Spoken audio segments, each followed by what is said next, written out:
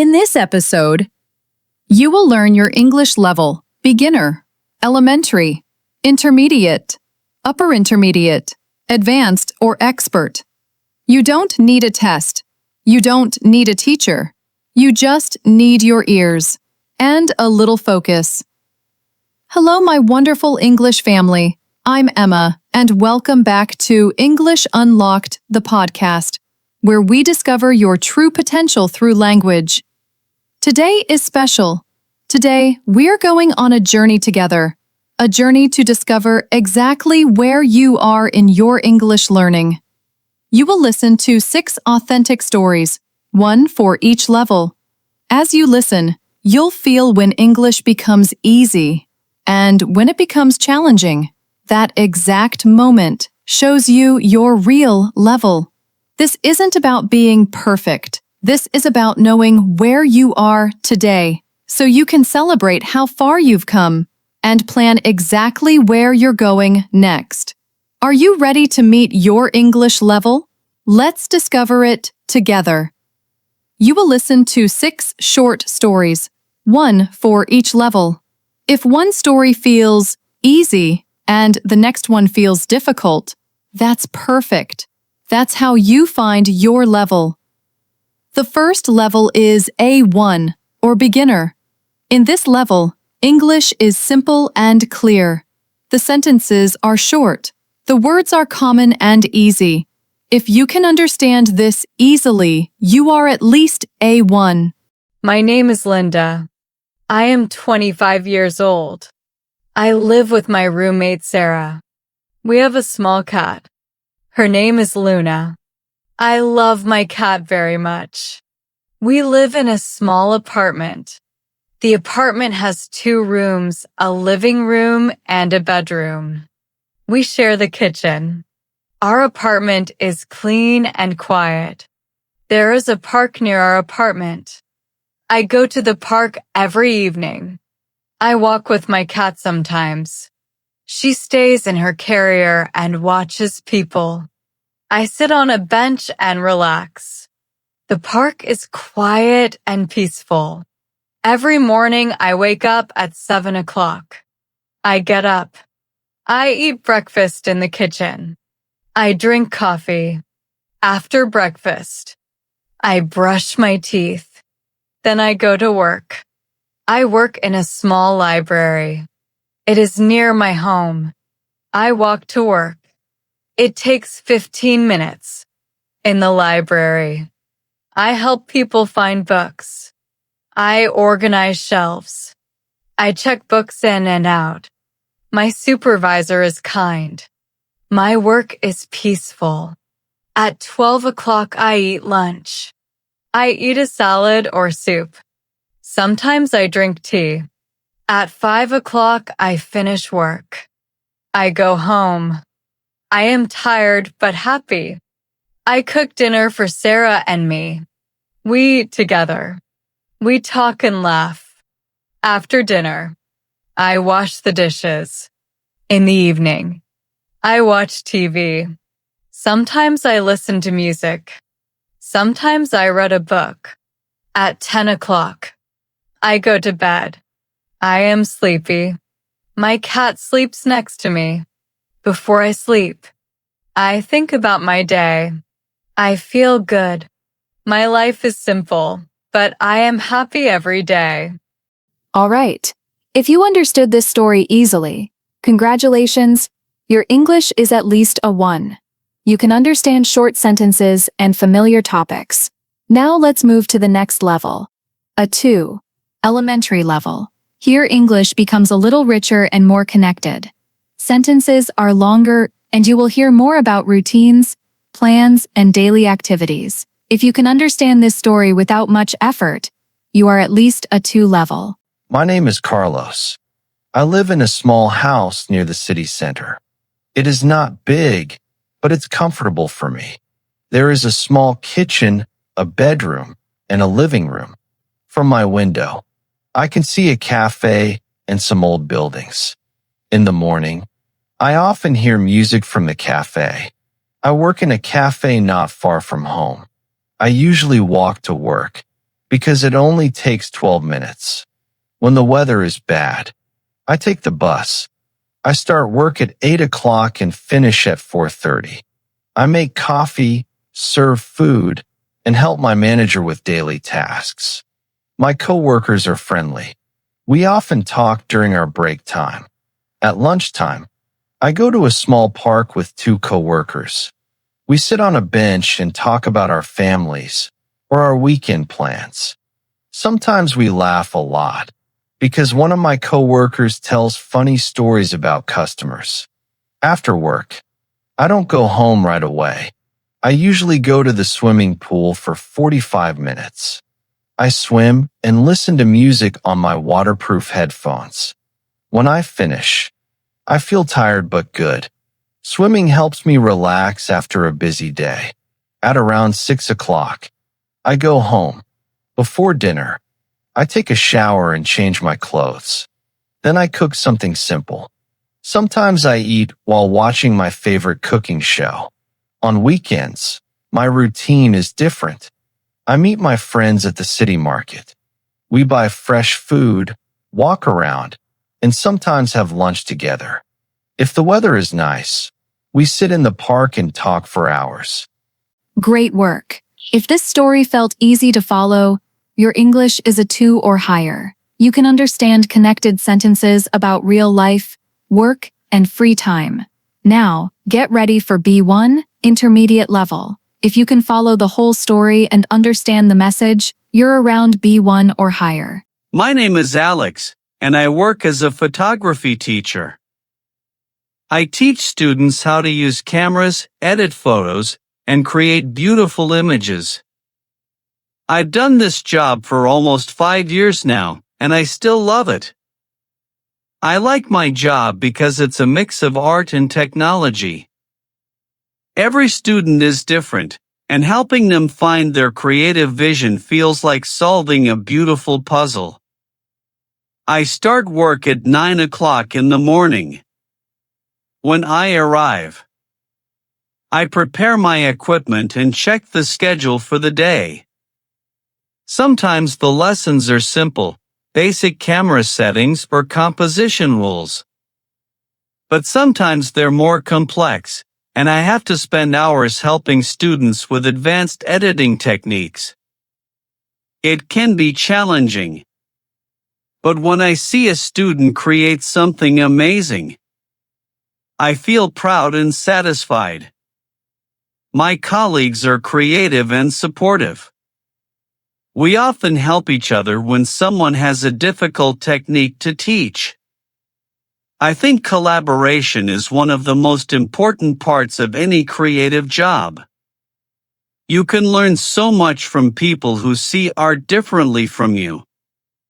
After work, I like to clear my mind. I don't go home right away. Instead, I walk to the park near my studio. I take photos of nature, or just enjoy the peaceful atmosphere. When I get home, I cook dinner and watch something online, usually art documentaries or photography tutorials. In the evenings, I work on my personal projects. I take an online course about studio lighting techniques. Because I want to open my own photography studio in the future. It's a lot of work, but I believe it's worth it. I want to be independent and help people capture their special moments in my own way. On weekends, I usually explore new places for photography. Sometimes I meet other photographers, or I go hiking in the mountains to find interesting landscapes. Excellent. If this story made sense and felt natural to you, congratulations. Your English is at least B1. Now, let's move forward to B2, upper intermediate level. At this stage, you can understand longer stories and detailed ideas. The speaker sounds more fluent and confident. You will hear natural expressions, comparisons, and reflections about life and work. My name is Sofia, and I'm a freelance content writer. for several years. I worked in a marketing company creating articles and blog posts for clients. The job was stable, the people were nice, and the salary was decent. But after a while, I began to feel uninspired and limited. Every day looked exactly the same. The same office, the same types of articles, the same conversations. I started to realize that even though everything seemed fine from the outside, something important was missing. I wasn't growing creatively. I wanted more freedom, more variety in my writing, and more control over my schedule. So, 2 years ago, I made one of the biggest decisions of my life. I left my job and decided to work for myself. I remember my last day in the office very clearly. People gave me a farewell card and said encouraging things, but inside I was both excited and terrified. I had no steady clients, no guaranteed income, and no idea how to start. But I knew that if I didn't try, I would always wonder what could have happened. At first, life as a freelancer was really difficult. I woke up early every morning, opened my laptop, and searched for writing opportunities online. I sent proposals to small businesses, contacted former colleagues, and created a portfolio website to showcase my writing samples. Some days, nobody responded. Other days, a client would offer me a project, but want to pay very little money. It was hard to stay motivated. There were days when I worked 12 hours and earned almost nothing. I felt discouraged a few times and thought about returning to my old job. But deep down, I knew I had to give it more time. I told myself that every small step, every proposal, every article, every new skill would eventually help me improve and succeed. I started learning again. I watched free webinars about content marketing, joined online writing communities, and read books about freelancing and business development. I realized that being a freelance writer isn't only about writing talent. It's also about marketing yourself, managing client relationships, and understanding different industries. Gradually, things started to improve. My writing became stronger. My confidence grew, and new clients began to contact me. Some of them came through referrals. People who enjoyed working with me recommended me to their colleagues. That was the moment I knew I was on the right path. Now, my life looks completely different. I usually start my mornings around 8:30. I make coffee, check my emails, and review my writing assignments for the day. My bedroom corner is also my office. It's small but inspiring. There's a large window with natural light, and I've decorated it with plants and motivational quotes. I love working there because it feels personal and creative, not like the old office with its gray cubicles and constant interruptions.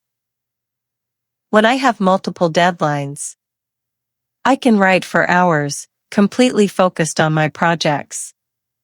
But I always try to take breaks every 2 hours. I stretch, make tea, or water my plants. Sometimes I step outside for 15 minutes just to get fresh air and new ideas. When the weather is beautiful, I bring my laptop to a coffee shop nearby and work from there for a few hours. Hearing conversations and seeing people helps me feel connected to the world. The best part of being a freelancer is the creative freedom it gives me. I can choose which projects interest me and how I want to approach them. If I want to take a vacation, I can. If I want to work late at night because I'm feeling inspired, nobody stops me. This flexibility is something I never experienced before. And it makes a huge difference in how I feel about my work and my life. I can organize my schedule around my energy levels, not just around traditional office hours. But of course, it's not always easy. There are challenges that people don't always see. Working alone means there's no one to give you immediate feedback or to celebrate when you finish a difficult project. Sometimes I miss having colleagues to brainstorm with, or someone to ask for quick advice about a client situation. And the income isn't always predictable. One month can be fantastic, full of interesting projects and good payments, and the next can be very slow. That's stressful, especially when you have monthly expenses to cover.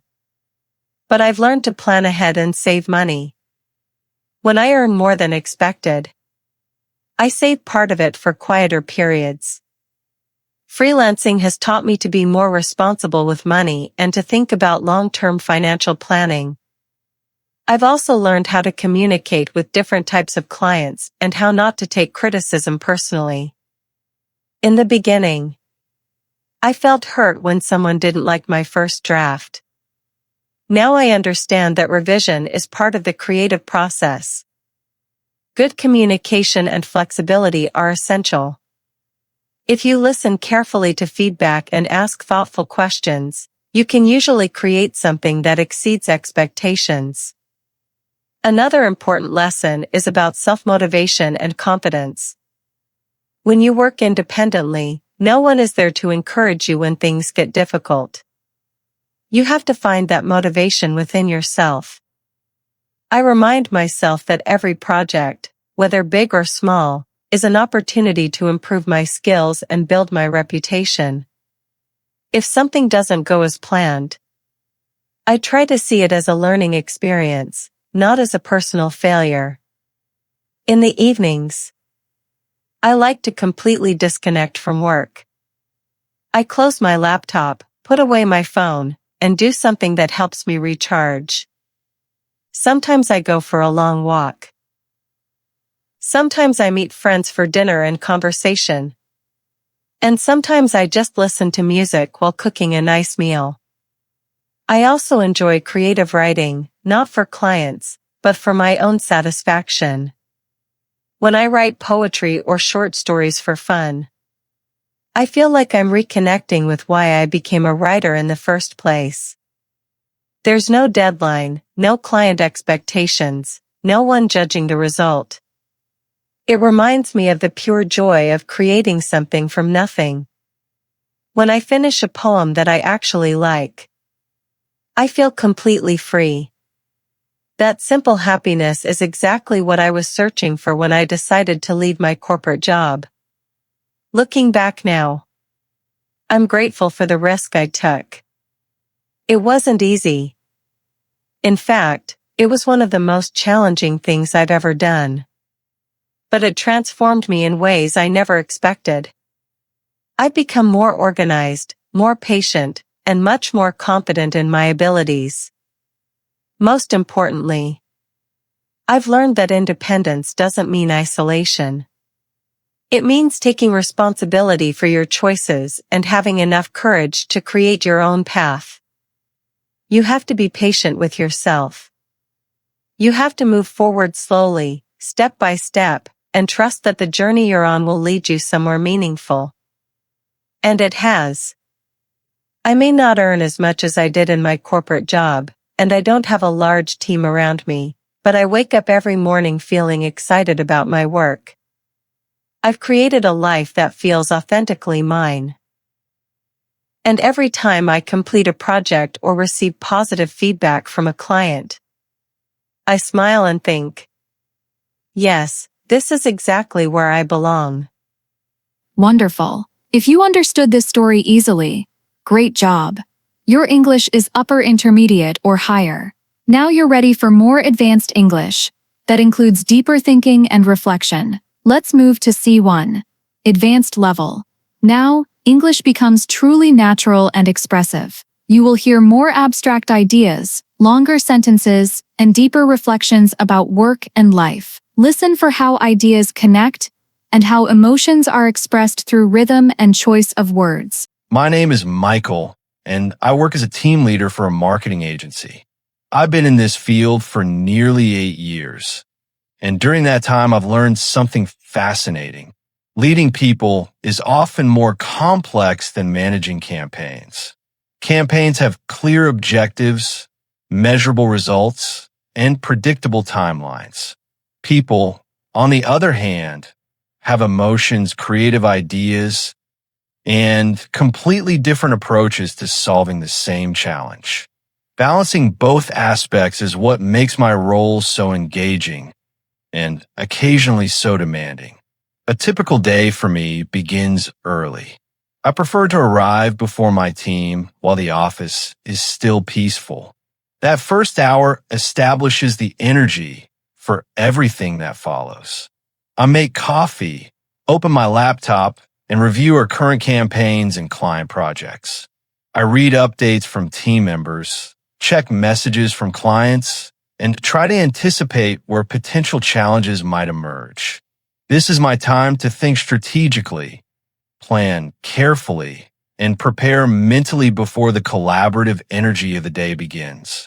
When my team arrives, the office atmosphere transforms completely. There's creative energy, dynamic conversations, and a shared sense of purpose. Every campaign is unique. Sometimes we're developing a brand identity for a startup. Other times, we're creating a social media strategy for an established company.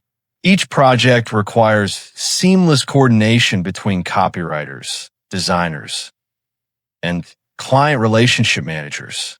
My role isn't to create the content myself. It's to ensure everyone has the resources and support they need to produce their best work. I connect different team members, remove obstacles that slow progress, and keep everyone focused on our shared objectives.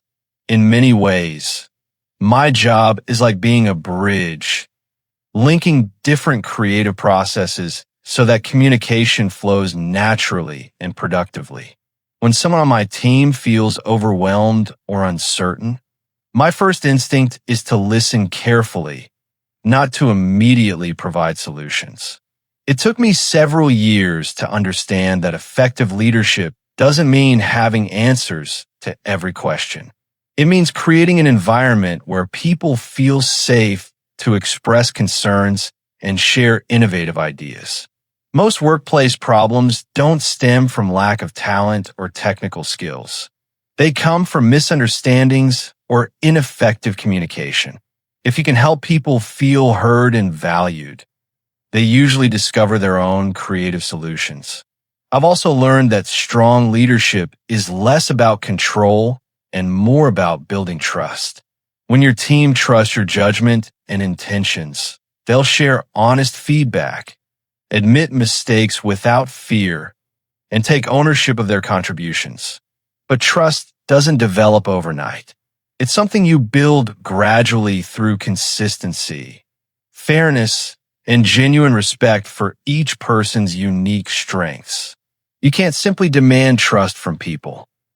You have to earn it through your actions and decisions. In my team, I try to be completely transparent about important decisions and changes. If something goes wrong with a campaign, we discuss it openly and constructively. I'd rather have difficult but honest conversations than allow silent frustration to build up over time. People respect clarity and honesty, even when the message isn't easy to hear. When the team understands the reasoning behind a decision, they accept it more readily, even if they don't completely agree with the approach. And when things go exceptionally well, I always try to acknowledge and celebrate success, even in small ways. A personal message of appreciation, a team lunch, or public recognition in a meeting. These gestures cost nothing, but they create lasting positive impact. Naturally, things don't always proceed smoothly.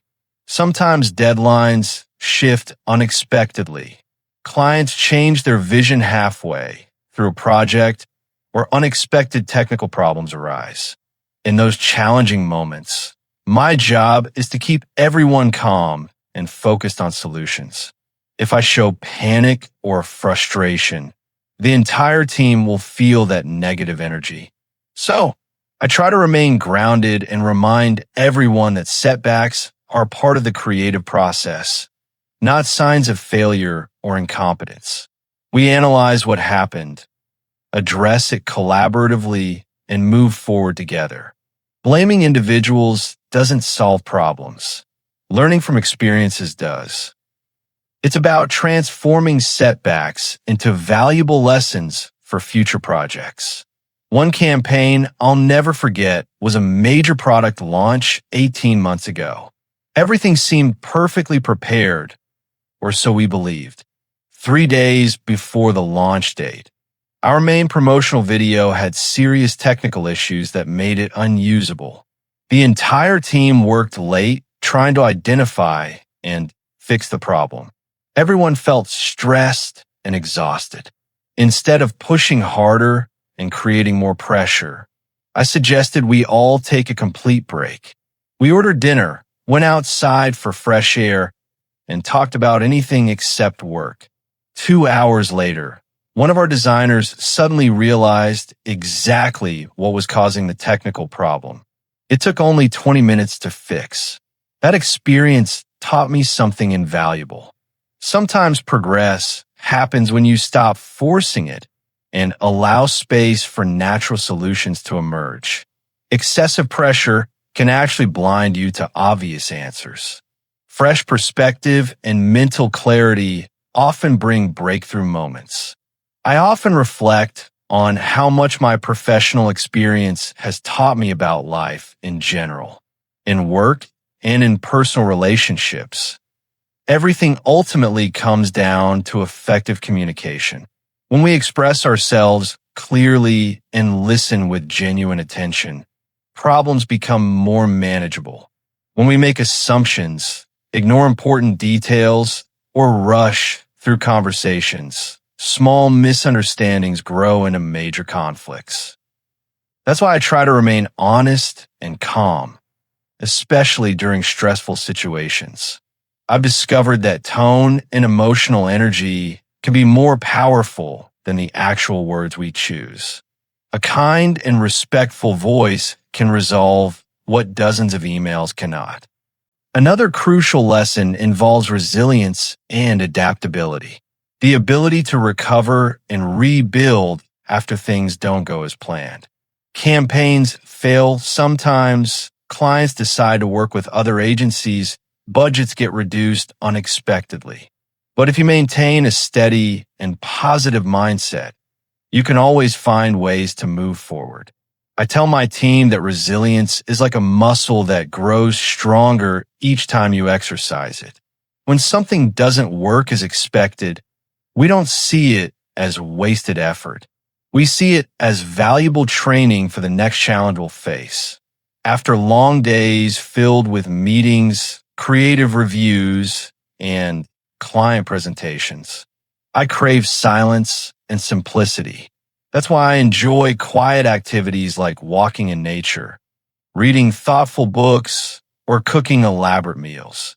Cooking has become almost meditative for me. It's one of the few activities where I can focus completely on one simple task: chopping fresh vegetables, balancing flavors carefully, waiting patiently for something to cook slowly. It's a gentle reminder that not everything valuable in life has to move at high speed to be meaningful. I also love reading, especially biographies of creative leaders and books about human psychology. They help me understand people more deeply, which makes me more effective as a leader. Sometimes I recognize my own behavioral patterns reflected in those stories, and it motivates me to grow and improve.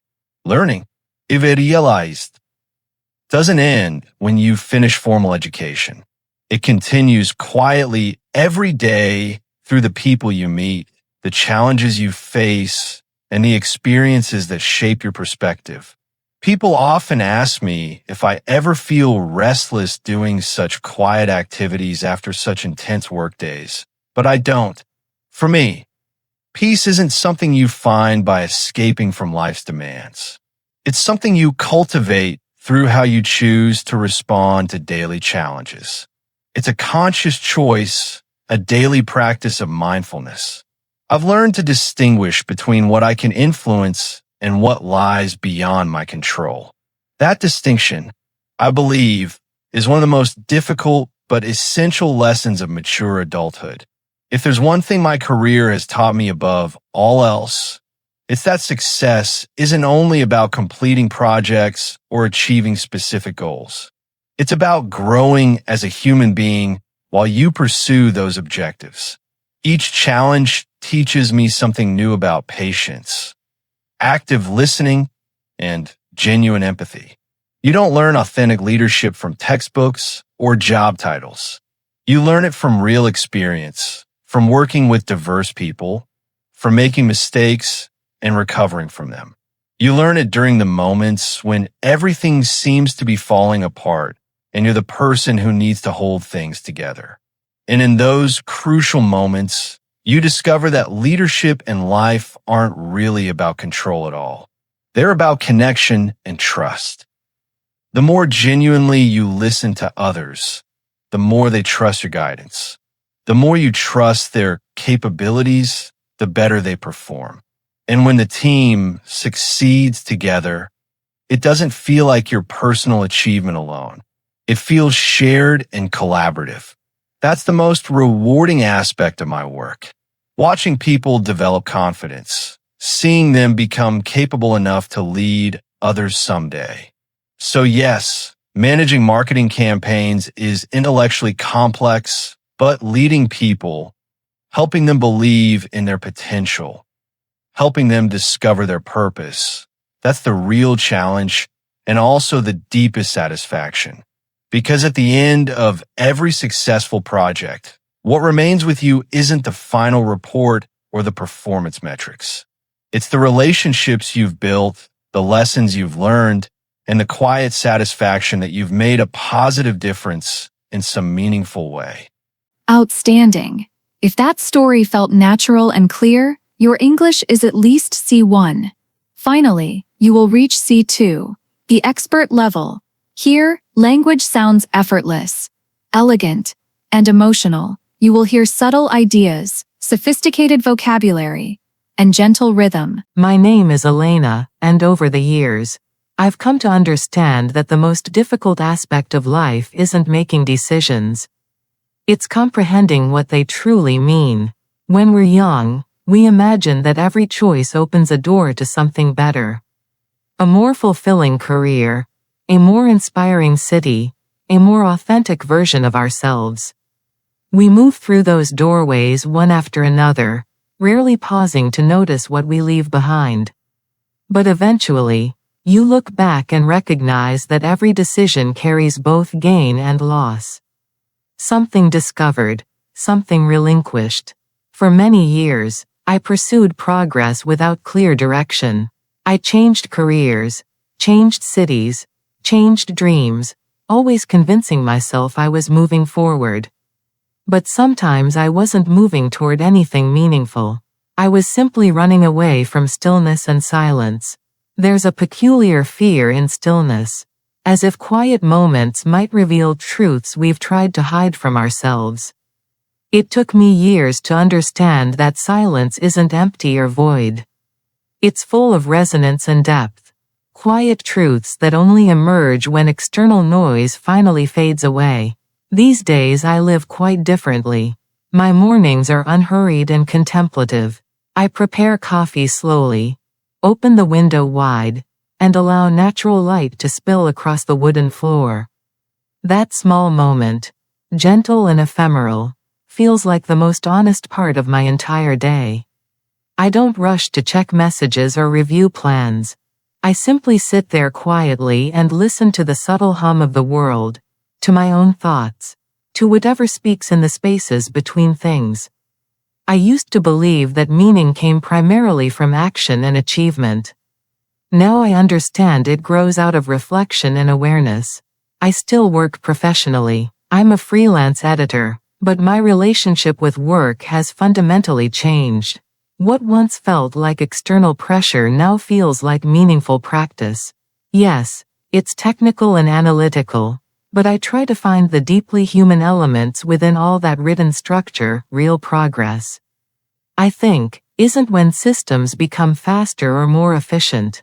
It's when people within them begin to feel truly understood and valued. You can redesign an entire organization or process, but if you don't transform the inner development within its people, how they perceive themselves and connect with others, then nothing of lasting significance truly changes. Outside of professional work, I write extensively, not for any audience, but for personal awareness and understanding. Writing has become a mirror that doesn't flatter or deceive. It reveals truth. It shows me where my thoughts begin and where they resist natural ending. Some days I write about the past, not to live there permanently, but to learn and integrate lessons. Other days I write about possible futures, not to predict or control, but to make peace with uncertainty and the unknown. Sometimes words bring a sense of ineffable clarity, a feeling that can't be captured in language, but can still be felt and appreciated. Lately, I've been contemplating time, not as something that simply passes by, but as something we move through consciously. Some moments feel expansive and endless. Others disappear before we even notice their presence. I've realized that the quality of time depends much less on what we accomplish and much more on how awake and present we remain while we experience it. A single moment of genuine presence can feel longer and more meaningful than an entire day spent rushing between activities. I used to think personal growth meant accumulating things, achievements, recognition, diverse experiences.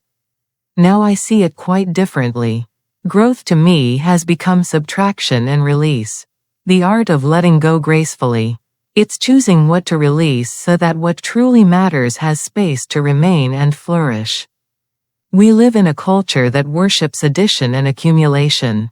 More goals, more activity, more stimulation. But true wisdom lies in knowing when to stop, when to rest deeply, when to say with genuine contentment, "This is enough." Perhaps that's what authentic freedom really means. Not doing whatever we want without consideration, but knowing we don't need to. Freedom to me is the quiet peace that emerges when you no longer measure life by how much you can acquire or control, but by how much you can genuinely appreciate and be present for. The older I become, the more clearly I see that peace isn't something waiting at the end of some future road. It's something that walks beside us in the rhythm of our own footsteps, in the warmth of early morning sunlight, in the silent certainty that life is happening right now and that right now is already enough. Perfect. If you understood this story easily, congratulations. Your English is near native level. You can follow difficult ideas and emotions with ease. But remember, learning never stops. Even at C2, there is always something new to learn, new stories to hear, and new ways to speak. And that brings us to the end of today's journey, from A1 to C2. You listened carefully, you thought about each story, and you tested your English through 6 different levels. Maybe you found one level easy, and another more difficult. That's completely normal. Learning English isn't a straight line.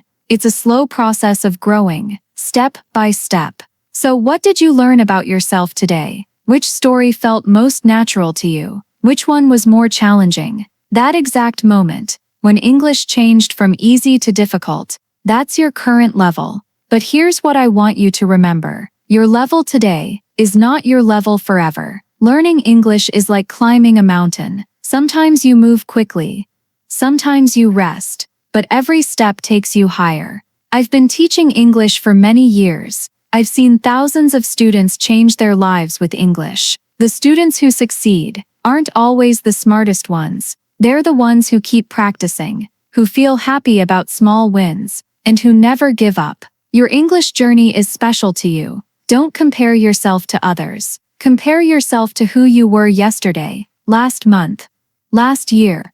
Are you braver now? Do you understand more? Can you speak more clearly? That's what really matters. Take a moment now to feel proud of yourself. You tried something difficult today. You learned something new about your English. You spent time working on your future. That's brave. And being brave creates change. If you enjoyed finding your English level today, I have something special for you. Please subscribe to English Unlocked, the podcast, and hit that bell. Tomorrow, I'm sharing study tips made just for your level. If you're a 2 or C1, I'll give you clear steps to reach the next level. Also, write a comment below. Tell me your level. Tell me which story you liked. Tell me your English dreams. I read every comment, and I answer everyone. When you share your level, you make a promise to yourself and to our group. This group will help you. Remember, being fluent doesn't mean being perfect. Being fluent means having confidence. It means you can share your thoughts, connect with people, and show who you are. You don't need perfect grammar to be fluent. You need courage, and you need to keep practicing. Thank you so much for joining me today. Thank you for trusting me with your English dreams. Thank you for being part of our learning family. Keep practicing, keep believing in yourself, and remember, your future English self needs what you do today. This is Emma from English Unlocked, the podcast. I believe in you. I believe you can do this. I believe in your dreams. Until next time, keep growing, keep speaking, and keep working on your English. See you tomorrow for your special study tips. Bye for now.